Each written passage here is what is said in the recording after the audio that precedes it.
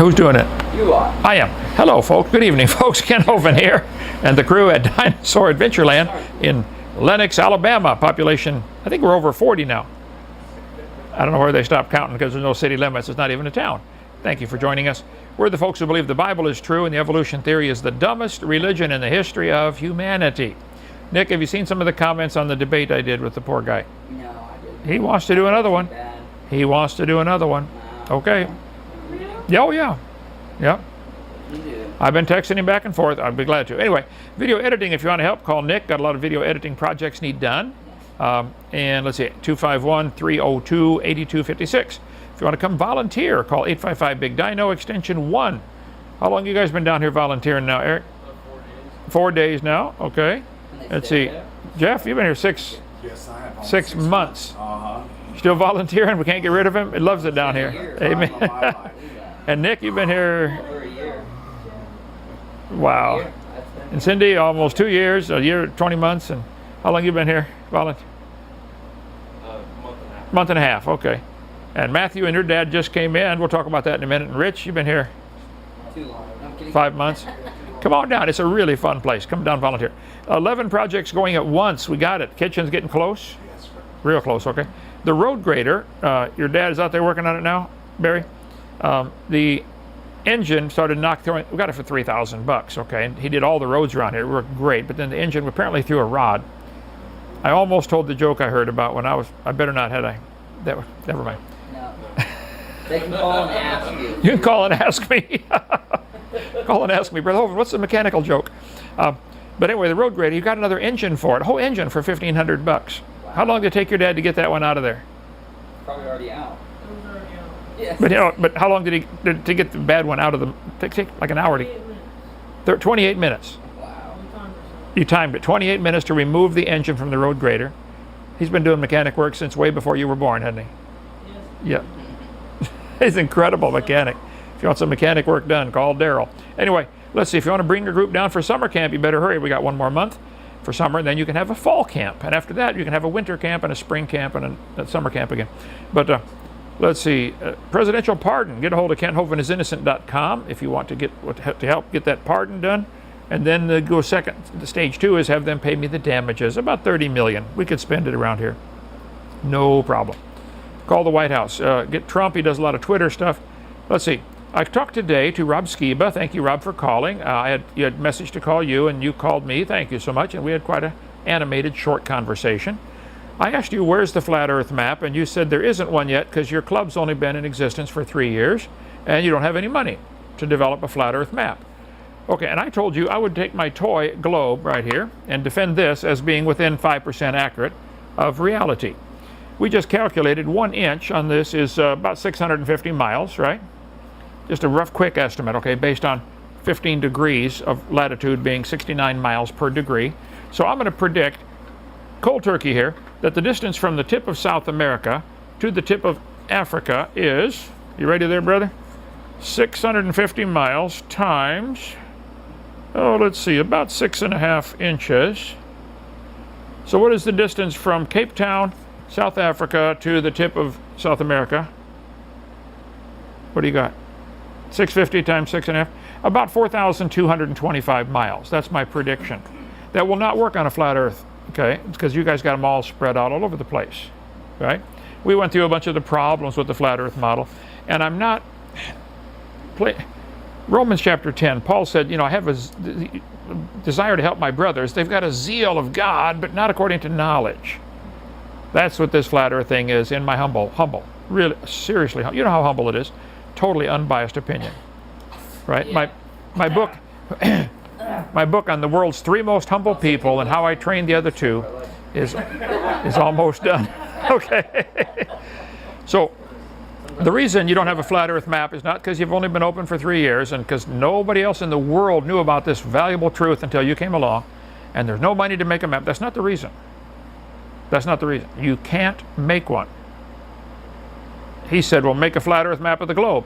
Well, you make a flat picture of a tennis ball, please. Make a flat map of a tennis ball or a basketball or any ball. Duh. Simple geometry 101. Anyway, so Plumbing, electric, sheetrock, paint, lots of stuff to do on bunkhouses. By the way, we need to start calling them cabin 1, 2, 3, 4, 5. I got to break that habit. Master Lego builder Matthew is here. Have you started out there, Matthew? You have started on the foot of the brachiosaur, right? I have not seen the progress. Nick, get some pictures for tomorrow. We're going to at least build the leg of the Legosaurus. How many more Legos do we need? About 40 million? 40 million Legos, okay. All right, come on. Where are you guys from, Matthew, again? Pennsylvania. Good to have you and your dad here. Appreciate it. We need lots of Legos so Matthew can build the Legosaurus for Dinosaur Adventureland. Eric, Christina, and family still here. Awesome. Getting a lot of work done. Cleaned the whole kitchen. Did you see all that? Refrigerator? Well, all the refrigerators cleaned it. Yeah, okay. And the pantry. If you want to join our 777 club, we're staying open for free. Join $31 a month is what we suggest. That's the minimum to be part of the club. But donate with PayPal. You can certainly do more if you'd like to do that. CSE. Okay. We've been studying quite a few different creatures and things. My position is very simple. God created everything in 6 days, about 6,000 years ago. And you get that number just by adding up the dates in the Bible. So I defend that position against all comers. We talked about the atom. It is not possible for an atom to evolve. Impossible. An amoeba, an ant, an apricot, an aardvark, an appendix, the amethyst. You cannot explain how that evolved from an explosion where nothing exploded. I defy you to explain that. We talked about beryllium, bacteria. Tonight we're going to talk about the butterfly. As I got into this and started putting stuff together, I said, this could go forever. I'm going to try to cram a whole bunch of stuff into a short time. I talk fast anyway. See, so I brush my eye teeth so I can see what I'm saying. I don't get my tongue tangled up and get my words wixed.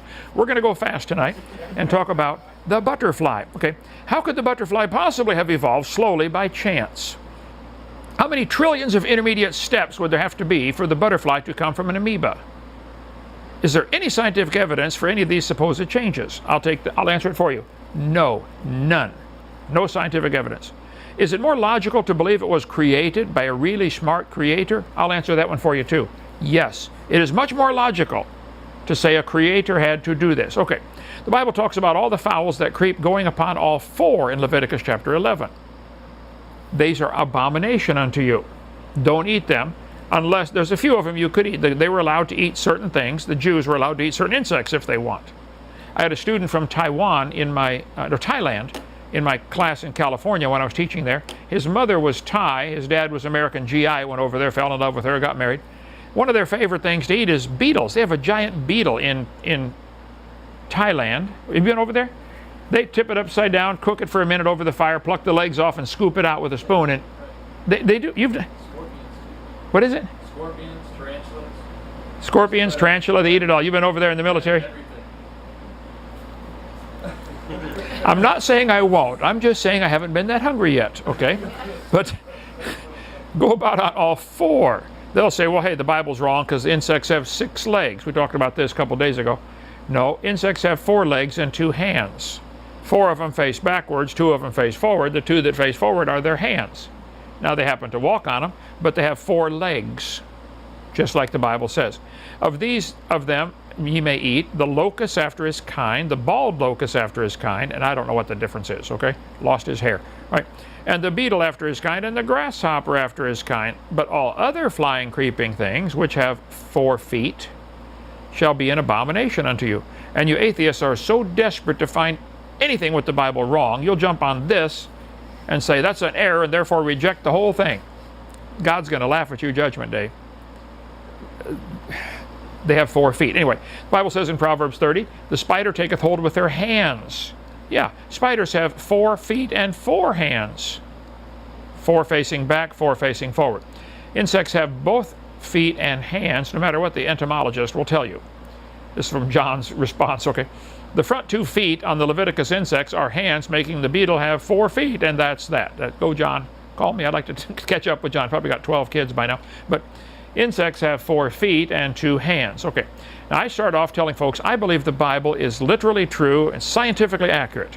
Now, by literally true, I mean when it has an allegory, it's an allegory.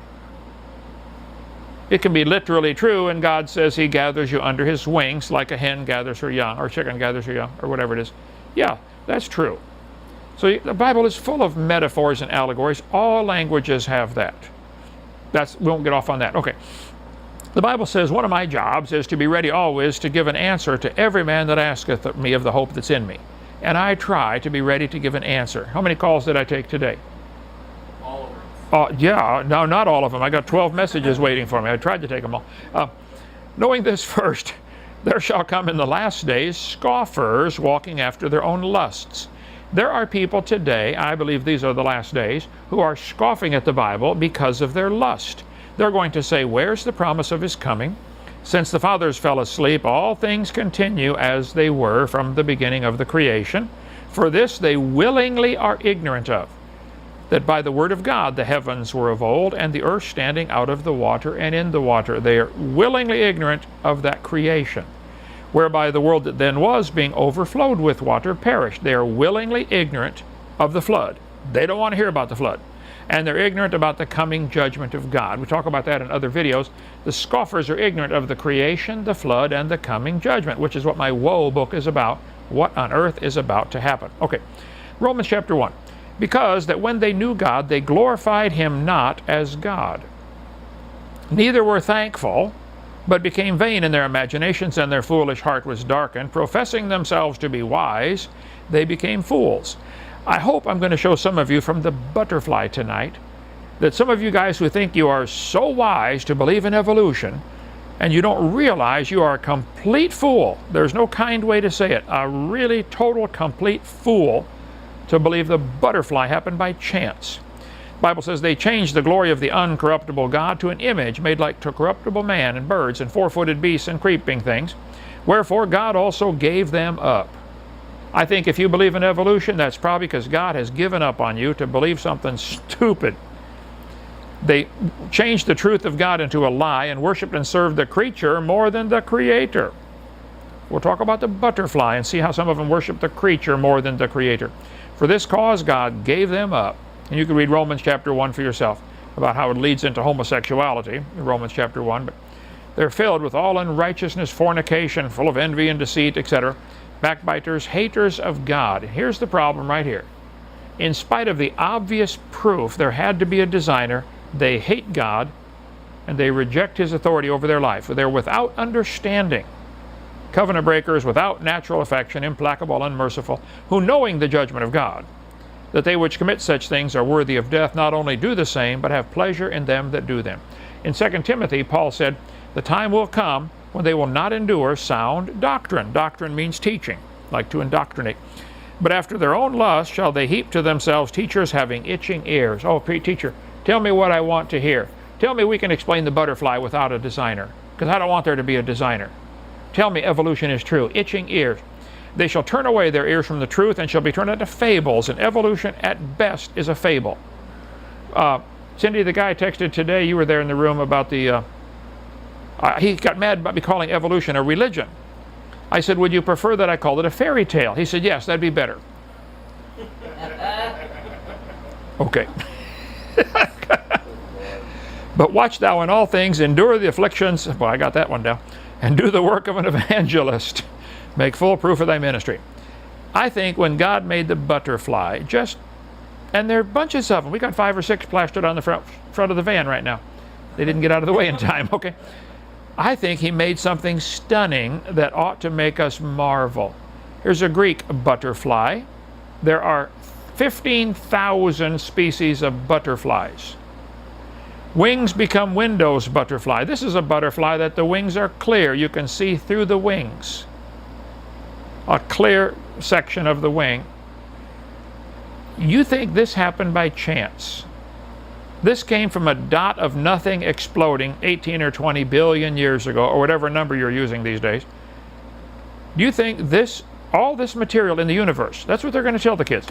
Everything in the universe was squeezed into a dot smaller than a period on a page. Just the wings on a butterfly are stunning. The stages of butterfly growth, going from an egg to a worm type animal and then changing into a flying animal. Starts off with a whole bunch of legs as a caterpillar and ends up with only 6. Complete change of the body. Everything. Digestive system. Everything changes. How did that happen slowly by chance? I think I know for millions of years they almost had it right, but they all died trying to evolve until somebody finally got it right. For millions of years, none of them survived until they made it. You'd have to have help to be that dumb. They will, when they're born and hatch out from the egg, they eat like a pig for a while, and they grow incredibly fast, very rapidly, and then they go into cocoon stage and come out as a butterfly. Complete metamorphosis. I think maybe that's God saying, hey, that's going to be you guys down there. You're my children right now. You're locked in that little human body. Wait till you see what I've got for you. I like that Far Side comic where two caterpillars are looking at a butterfly, and he said, you'll never get me up in one of those things. The wings of a butterfly are stunning. Get yourself a microscope or just a good magnifying glass and look at the wings of a butterfly, any butterfly. And by the way, the shape of the scales is different on many of the species. This is what the wings look like under a magnifying glass. Thousands and thousands of little tiny scales, some of them phenomenally beautiful. And Nick, you're a pilot, you'll appreciate this. Each of those scales, listen carefully now, each of those little scales will have a slight curve to it. So as they're flapping, each scale is adding a little bit of lift, in addition to the wing. You know, bird feathers, if you look at the feather of a bird, they have a slight curve to it. The shaft of the feather is off-center. One side is bigger than the other. When it flaps its wings up, all those things open up and air goes through the wing. Otherwise, when he flapped down, it'd lift him up. When he flaps up, it'd lift him down. But no. He gets a little bit of lift, cancels some of the drag, on the upstroke of the wings because the feathers are curved. But butterfly scales are the same way. Now, you want me to believe this happened by chance, for no reason, with no designer, from an explosion when nothing exploded. Each of these little tiny scales is attached to the butterfly's wing in an amazing way that it's flexible and doesn't break off very easily. Did you know they have found on the butterfly wings patterns of every letter of the alphabet and all the numbers 1 through 9 plus 0? Yes, on the butterfly wings. That proves God speaks English, or something like that, I'm sure. Now, here's what you evolutionists believe. 18 or 20 billion years ago, all the matter in the universe, that would include the butterfly wings, the scales, okay, was concentrated into one very dense, very hot region that may have been much smaller than a period on this page. Do you really, really think a butterfly came from this dot? They do believe that, don't they? And they do teach that to our kids in school. How can you do that with a straight face? Now, not only does the butterfly have amazing wings, and I was tempted to make just the wings a whole program because you could go forever on that one. He's got a very interesting nose. The proboscis of a butterfly is phenomenal. If you look at the butterfly's nose, it all curls up. If you do a cross-section of it, he's got a trachea. He can breathe through it and swallow his food through it. It's a straw to suck the juice out of the flowers. The thing curls up. Who taught it to do that? You see, for millions of years, they were dragging this long tongue around all over the place, getting stuck on things, and none of them survived, till they finally figured out, let's curl that thing up when we're done. Do you think maybe there's any chance that even the curl of the tongue of a butterfly might have been designed by a really smart designer? Where they can uncurl it, and then they can wave it around and aim it and poke it right down the flower and suck the juice out. Keep in mind, they got to do all this kind of quickly because they got to keep an eye out for the birds coming after them. Can you do that with your tongue? Put the glass on the other side of the table. The butterfly does it, and his brain is this big. Yeah, about that big. All the matter in the universe was concentrated into one very dense, very hot region that may have been smaller than a period on a page. You've got to be insane to believe such a stupid statement. Butterfly eyes are mind-boggling. You could do a whole study the rest of your life on the eye of a butterfly. A butterfly has 12,000 eyes. 12,000 eyes. How's his brain sorting all this information out? All that information coming in, more than 15,000 species of butterflies. This is from mindblowingfacts.org. You want me to believe that this came from an explosion of a dot of nothingness that exploded 20 billion or 15 or 2 point, whatever, 17.47 billion years ago, and happened by chance. Nobody made it. It happened by chance. Do you realize with the eyeball like that, the eyes have a color pattern to them to help part of the camouflage? Does he know his eyes are colored like that? Did he control that? Why can't you just say, wow, God, you are so smart. That is cool. Why can't they do that? They can't. They just can't do that. Do you realize with this 12,000 eyes, they can see all directions at the same time? I would get totally confused if I could see all directions at the same time. Tell you what, put a bunch of mirrors on the front of your windshield while you're driving where you can see everything going on around you at the same time, and try to drive. Just try it. You get confused in a flash. All this was in a dot, smaller than a period on a page.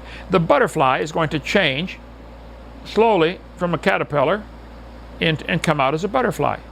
Wraps himself up. Nick, is this thing going to automatically play? You might have to hit space bar. There we go. So here we have the caterpillar crawling around, trying to figure out a good safe place to hide. Takes about 2 minutes to watch this thing. I want you guys that believe in evolution to look at this. He's going to eat a whole bunch of leaves. He's going to pig out. Yep. Why does it take millions of years for the metamorphosis to work? Why did it take? Well, Why look at. doesn't it take millions of years? He's got all these legs, and they're going to come out with only 6 of them. Why did it take millions of years? I don't know. Why doesn't it take millions of years to turn from that into a butterfly? Oh, why does this happen in a couple of weeks? But yeah, he should wrap up in the cocoon and stay there for millions of years. Yeah. Watch this carefully now. So look at the muscles going up and down his body,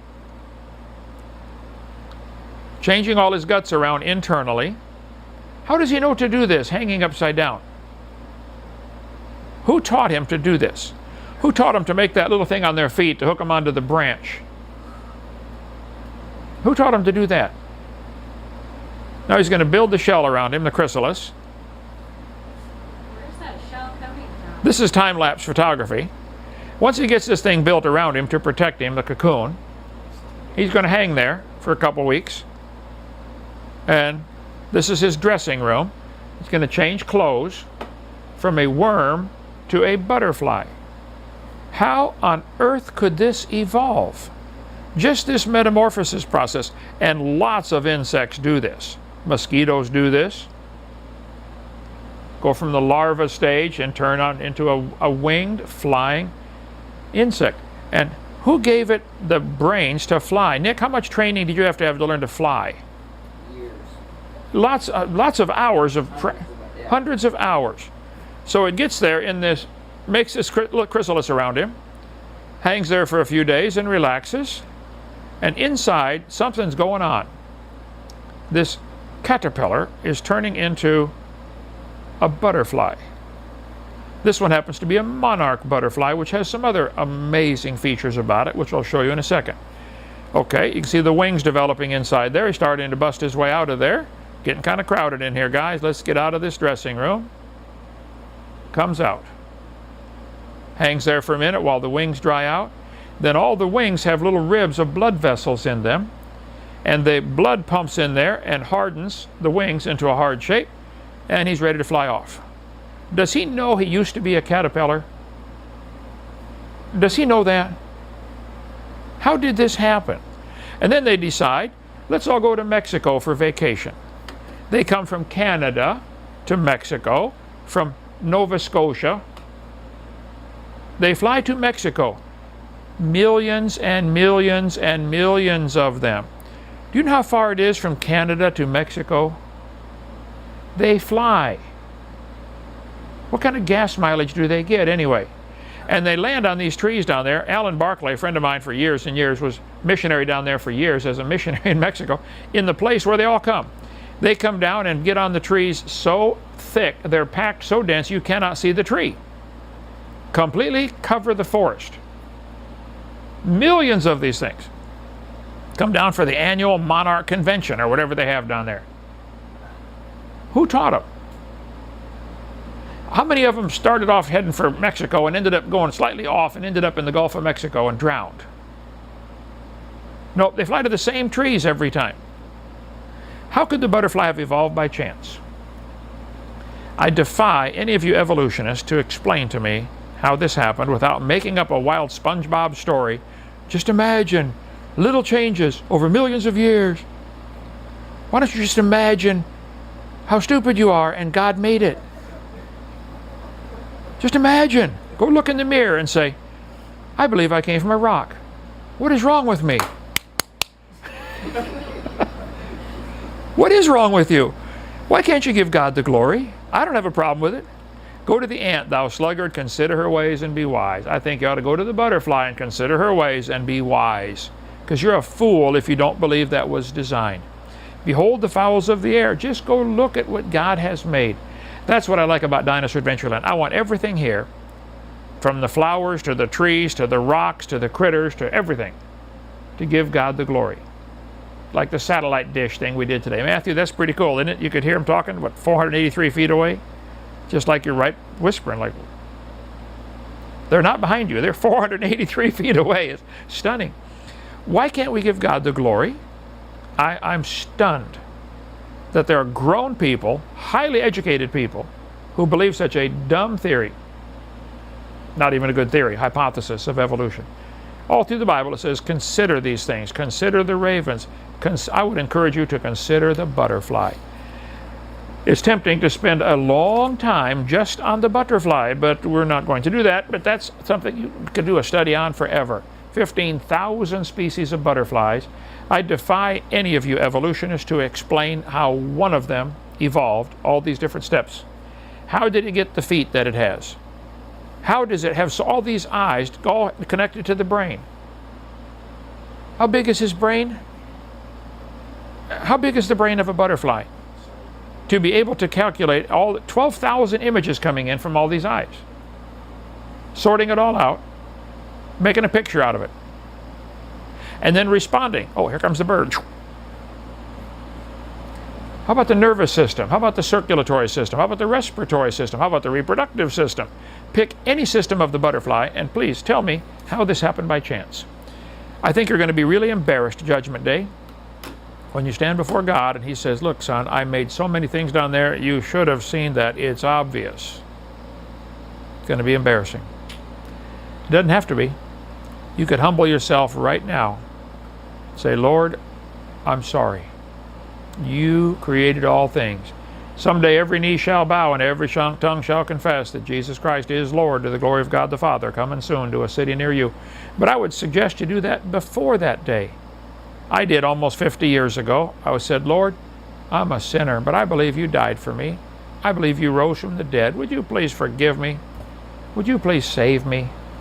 Would you please come into my heart? And something happened that day. And it can happen to you today. Ask Him to save you. Now, some of you are going to hang on to that dumb theory because you know full well you will lose your job if you don't bow down to the sacred cow of evolution. You know you'll lose your job. I know that too. Well, lose your job then. Get an honest job picking peaches or changing tires or pumping gas, but quit lying to kids about evolution. About what? Come help us here. Come help us here. Yeah, get an honest job. Okay. Anyway, thank you for joining us. Push like, thumbs up, whatever you got to do, Nick. Share it. Subscribe. Get me on some radio stations in your area. Call. If you can find one willing, call Rhonda to schedule, 855-BIG-DINO, extension 2. If you want me to come speak, I'm speaking in West Virginia this Friday night, Saturday, and Sunday. It's on my website, drdino.com. If you want to come. What? Nothing. Nothing. Come on. Oh, you get the phone fixed after I dropped it in the mud? Okay, good. Thank you. See you tomorrow. Bye.